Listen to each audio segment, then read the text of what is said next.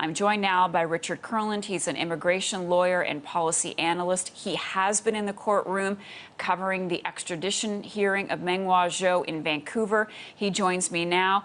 Richard, so glad that you could be with us. This is our breaking news this morning, really a big development. Tell us more in terms that we can all understand what this means for the case against Meng Wanzhou. Well, it means that a geopolitical irritant is going to dissolve in front of our eyes today.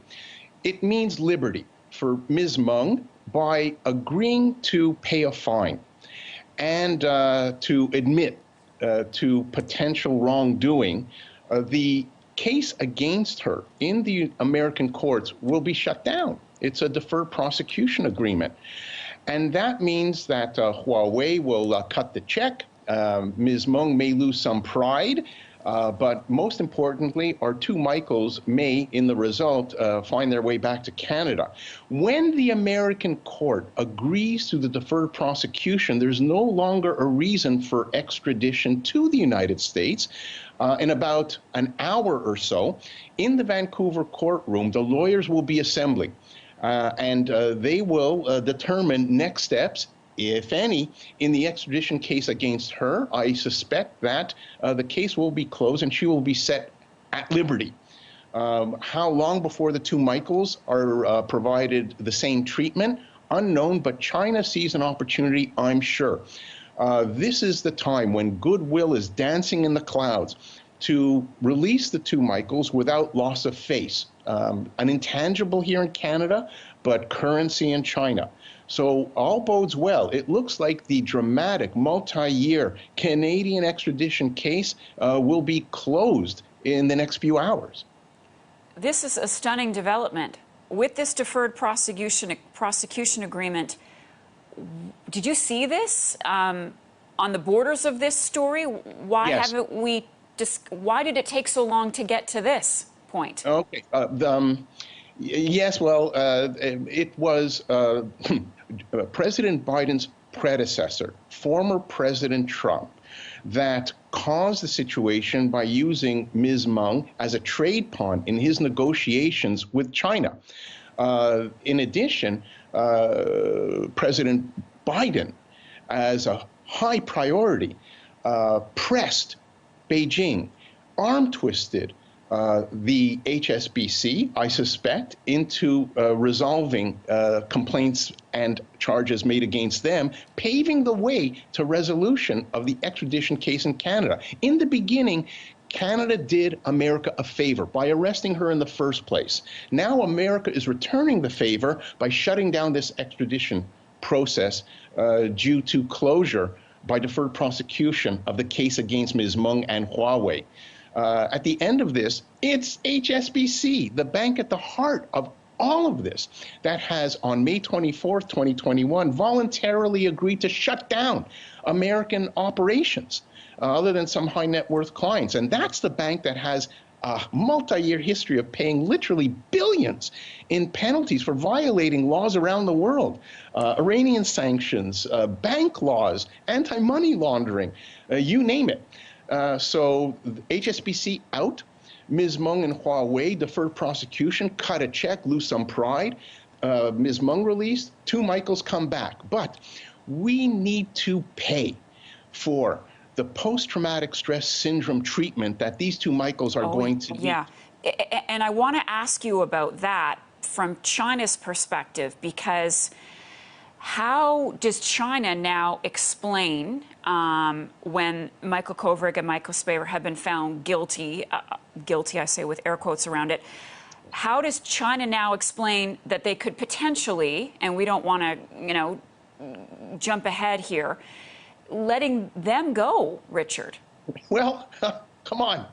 Is logic at the heart of the Chinese judicial system? Is it open and transparent like Canada's judicial system? Don't forget there is a pooling of power. The judicial system in China, the political system in China, the executive system in China, all is in one place, the Communist Party of China. They don't have to explain anything to anyone. That's their design. So no issues domestically or internationally by releasing the two Michaels. I don't get a sense of anything untoward. It's in China's interest now to do it sooner rather than later, while goodwill is just floating in the air all over the Pacific. So I'm thinking back to the summer and the conversation that I had with you and others about how heavily Canada was relying on the United States to find a way out of this. Does this development today prove that it paid off? It paid off. I'm fascinated by the timing. Can you imagine if this would have happened a week ago? Just a week ago? Yep. And the suspicion would have been the fix was in, it was a political plant. So I'm glad it's done. And yes, the Prime Minister's office worked terribly hard at finding resolution to this, and as well they should, because they are the ones who started this one in the first place by allowing, during the pre-election period in 2018, her arrest to occur because it was vetted by the PMO. I don't think they had any inkling of who they were dealing with. I don't think they calculated what this extradition process cost Canada. Don't forget, hate crimes against Asians in this country unacceptably increased during this period, and I point a finger at this particular extradition case. I hope that's going to be fixed soon.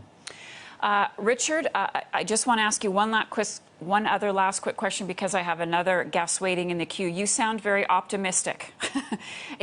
Do you feel that this really is going to be happening today? Is this what the deferred prosecution agreement is essentially all about, or could we be thrown another curveball? I have all sorts of analogies for that one.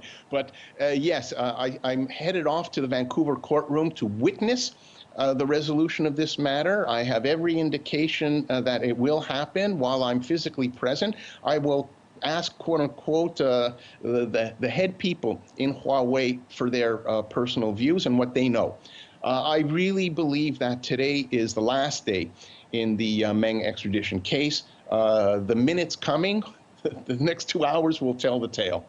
Richard, thank you so much, and thank you for being available to us on this breaking news. Messages, documents, information between counsel. What happened today is a postponement. We can expect to see many of these over the many years to come on both the civil litigation side and the extradition side. Ms. Meng remains at liberty on her terms and conditions in freedom in Vancouver. Although we've seen a postponement to May, that may be enough time for the Americans to conclude trade negotiations with China, resulting in the termination of the extradition case. What's key is civil litigation opens the door to discovery of documents that are not available in the extradition process. So you can flush out the records of government officials, senior government officials, which you could not otherwise do in extradition. It's a great strategy to gather evidence indirectly that can't be gathered directly in extradition.